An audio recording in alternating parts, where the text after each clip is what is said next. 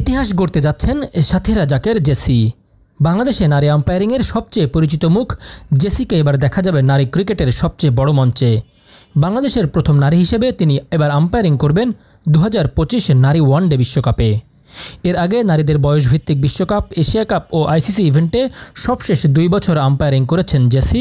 এবার আইসিসির মূল ইভেন্টে অভিষেক হতে যাচ্ছে তার। তিনি নিজেই গণমাধ্যমকে এ তথ্য নিশ্চিত করেছেন।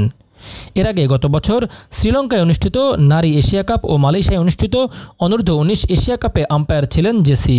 চলতি বছর নারী অনূর্ধ্ব-19 টি-20 বিশ্বকাপেও দায়িত্ব পালন করেছেন এ আম্পায়ার।